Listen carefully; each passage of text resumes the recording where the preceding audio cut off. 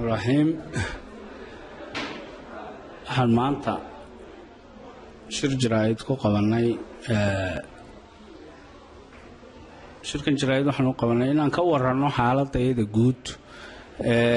xisbiga gobolka anigoo ah gudoomiyihii gobolka Awdal iyo Salal xisbigu runtii musharaxii waa kii iska casilay sidaad ogtihiinba balse runtii saameyn weyn naguma yeelan maxaa yeelay xisbigu waa xisbi qaran taageerayaashiisana leh qofka shakhsiga ana hadduu xisbiga siyaasadiisa la socon waayo ama ay u cuntami weydo kulli waxa weyn qofku ciidina ma haysato ikhtiyaar buu leeyahay musharaxaasi isaga iscasilay saasilaadaasna wallaahi gobolka wax saameyn oo aad u weyn kumay keenin balse waxa jiray markii hore uu isagu xisbiga gobolka isaguna ku dhamaanayay isaguna ku bilaabmayay musharaxa gobolka ayuu ka bilaabmayay kuna dhamaanayay waxaan ka wadaa hawshii gobolka isagayna ku dhamaanaysay isagayna ka bilaabmaysay laakiin run ahaantii markii uu iscasilay waxaanu runtii is aragnay gudoomiyihii guud ee xisbiga Faysal Cali Waraabe oo la kulanay Hargeysa kula kulanay kadib markii aanu wada hadal dheer qaadanay waxaanu soo go'aansanay in xisbigii hadda ka bacdi uu yeesho rug iyo guddigii awalba loo magacaabay inay maamulaan oonanu ugu horeeyo sidaas daraadeed waxaan isla qaadanay xafiis adanka baadi xafiiskii in la furo in maaragtay qalabkiisii la dhex dhigo kii hore musharaxa lahaa wuxuu ku lahaa gurigii adeerkiina uu kireysnaa qalabkana isaga soo iibsaday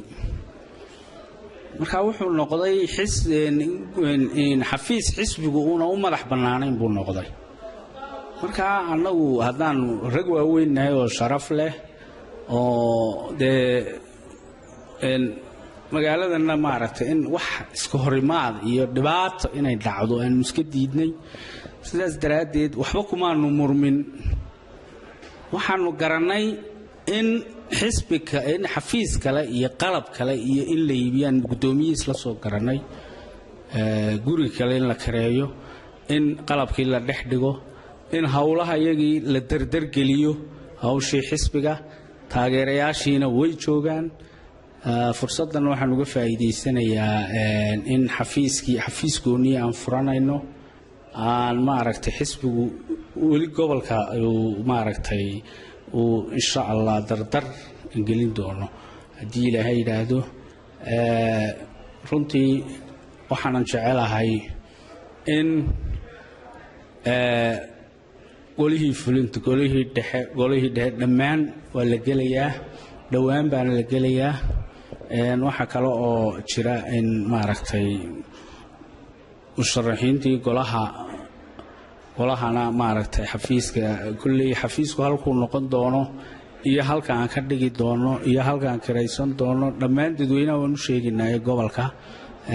oo loo cilaamin doonaa laakiin hadda waxaan ku jirnaa xafiis raadin ayaan ku jirnaa maadaama uu kii hore isagu yeeshay insha Allah taala laakiin insha Allah waxaan ku rajaynaynaa oon aad ugu rajo weynahay inuu noqon doono ka dalka iyo dadkaba maaragtay maamula cadaaladna ku maamula insha Allah isbedel weyn waan samayn doonaa insha Allah taala